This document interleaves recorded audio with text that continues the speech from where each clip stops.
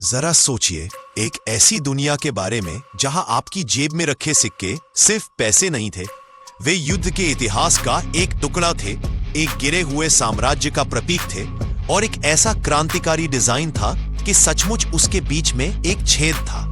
मैं आपको एक पैसे के सिक्के के पीछे की अविश्वसनीय, लगभग ना मानने वाली कहानी बताने जा रहा हूं।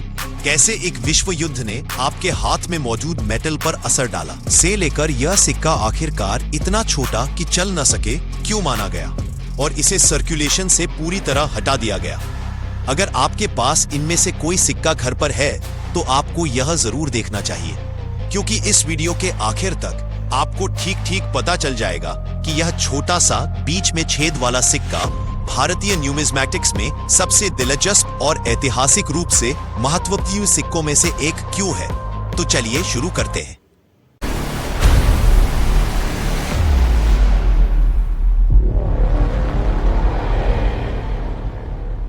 आधिकारिक तौर पर यह ब्रिटिश इंडिया का एक पैसे का सिक्का है, जिसे 1 क्वार्टर आना भी कहा जाता है, और इसकी 1945 की तारीख इसे ब्रिटिश राज के आखिरी नाटकीय सालों में रखती है।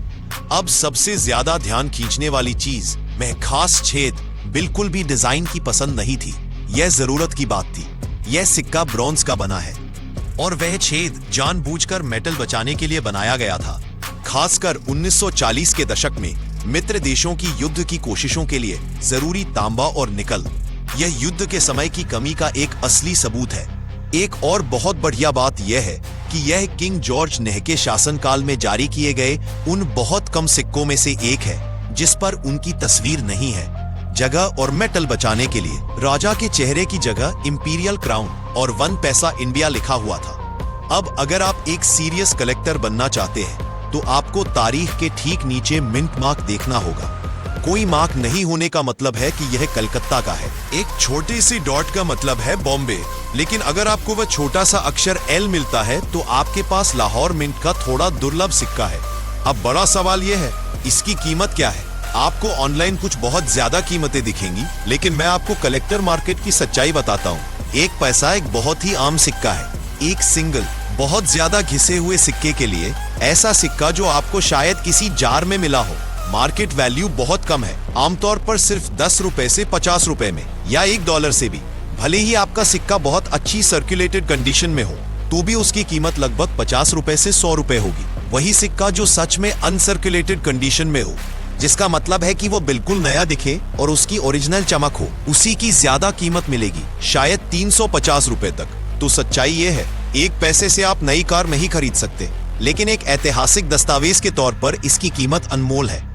ये बताता रहे कि कैसे एक ग्लोबल युद्ध ने लाखों लोगों की जेब में रखे सिक्कों पर असर डाला। तो ये रहा एक छोटी सी कांस्य की डिस्क जिसमें एक छेद है, लेकिन ये एक ऐसा सिक्का है जो एक साम्राज्य के आखिरी सालों और एक विश्व युद्ध की भारी कीमत को अपने साथ रखता है। यह साबित करता है कि सबसे कीमती खजाने हमेशा सोना नहीं होते, कभी कभी वे कांस्य के होते हैं, वे छोटे होते हैं और उनके पास बताने के लिए एक इतिहास होता है।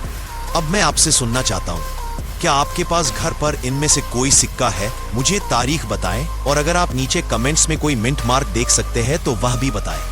अगर आपको न्यूमिज्मैटिक्स में यह डीप डाइव पसंद आया तो मेरे बाकी सभी सिक्कों के वीडियो के लिए यहाँ लिंक की गई प्लेलिस्ट जरूर देखें। मैंने विशाल मुगल रुपये से लेकर आधुनिक भारत के दिलचस्प एरर कॉइन्स तक सब कुछ बताया है।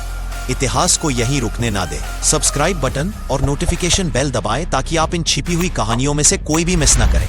देखने के लिए धन्यवाद और मैं आपसे अगले वीडियो में मिलूंगा।